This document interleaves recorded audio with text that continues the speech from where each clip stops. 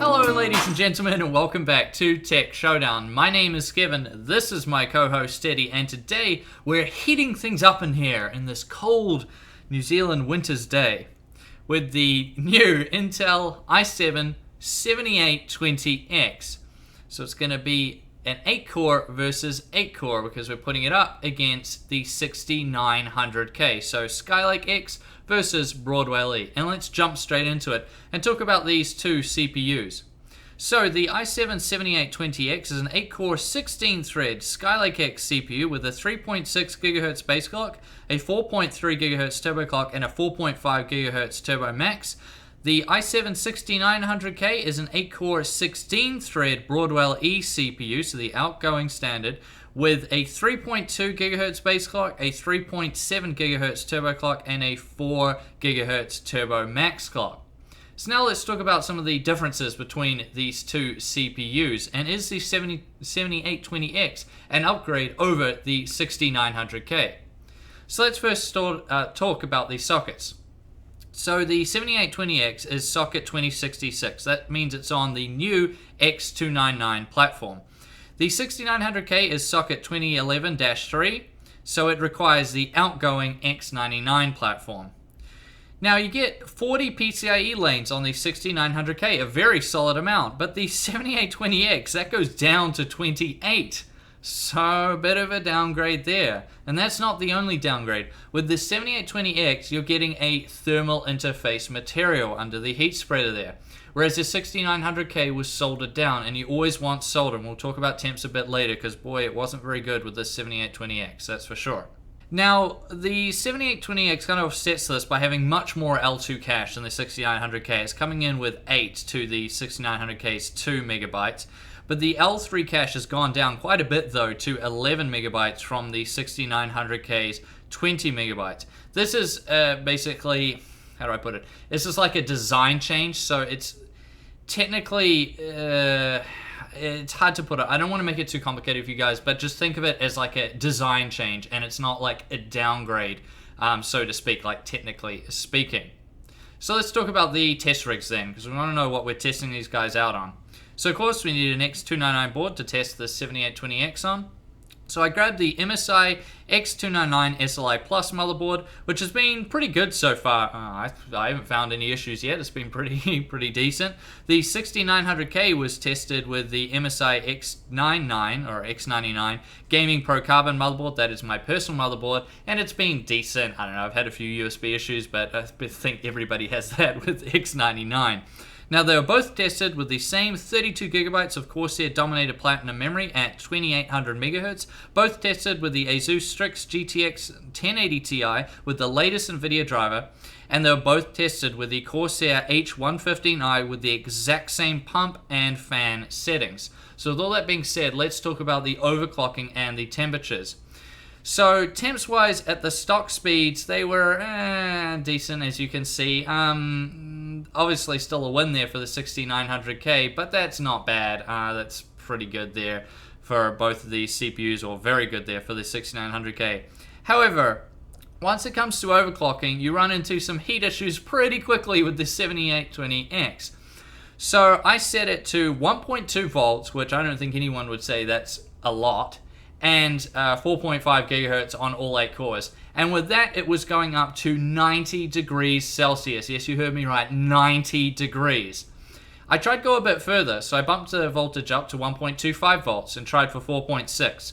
And it was going up to 100 degrees Celsius and throttling. So I don't know what is going on here. At first I thought there was something wrong. I double checked everything, all my pump, everything was working properly. As you could see from those stock temps, it was still very good there. I used good thermal paste. It's not an issue in my setup. This is just a very hot CPU.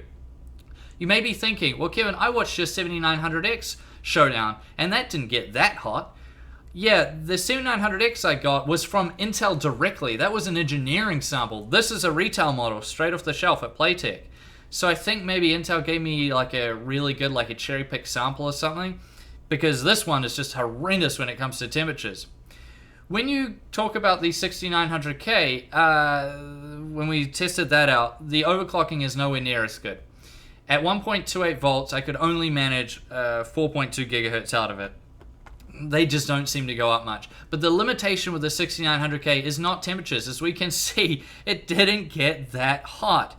It's absolutely shocking with the 7820X, but the 6900K was just fine. The limitation is voltage. You need to jump up to like 1.4 volts then to go to 4.3, and it's just way too much. That's sort of always been the issue with Broadwell-E, but it wasn't temperatures for the most part. But with these new Skylake-X CPUs, they just run so damn hot. Intel, seriously, like the 7900X is $1,000 US CPU. This guy is 1,000 New Zealand dollars here, or almost. And like things like a Ryzen 3 will have are soldered down, and this isn't. Really? Come on. Oh, anyways, that's enough of me talking about that. Let's move on to the benchmarking then. So I did a mix of synthetics and games, and I showed the stock and overclock speeds. So let's jump into it and see how these two 8-core CPUs match up, and if the 7820X is an upgrade over the 6900K.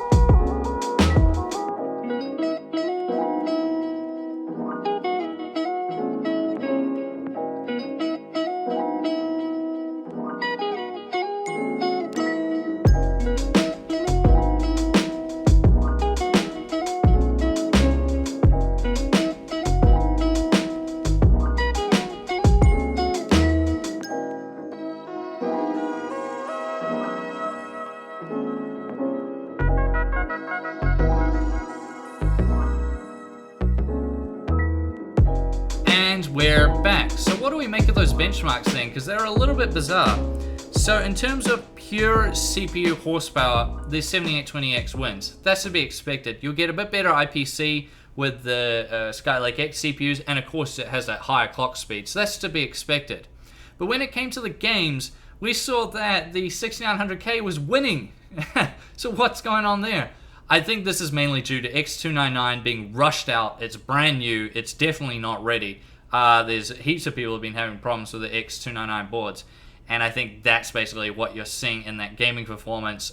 Maybe a few months down the road I can retest it and see how it does, and I would expect it to be much better and the 7820X to start winning in those gaming benchmarks. But as of right now, yeah, quite strange results overall, but in terms of pure CPU horsepower, the 7820X does win.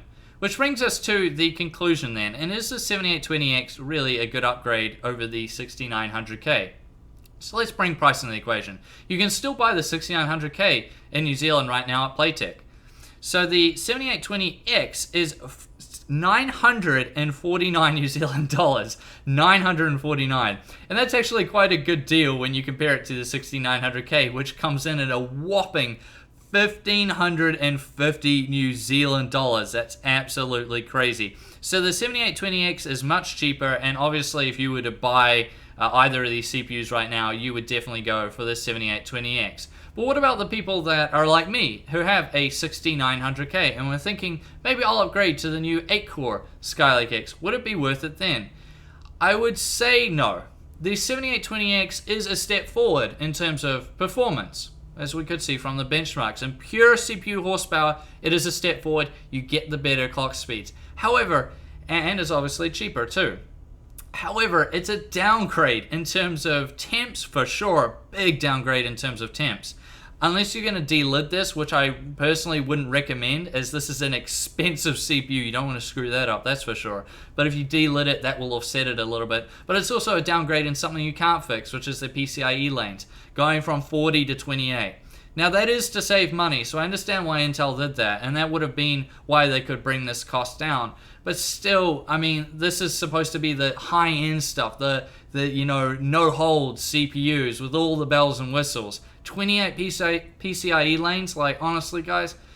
So overall, I would say the 7820X is a better deal than something like the 7900X, but if you're a Broadwell-E user who has like an 8-core or even a 6-core Broadwell-E CPU, I probably wouldn't upgrade to this, because even on a 6850K, you'll be downgrading in the PCIe lanes and the temperatures.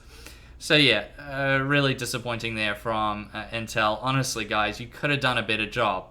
My next showdown, though, will be more interesting to me at least, and that's going to be the Ryzen 1700 going up against the 7820X. So another 8-core versus 8-core CPU comparison, but this time against the Ryzen 1700.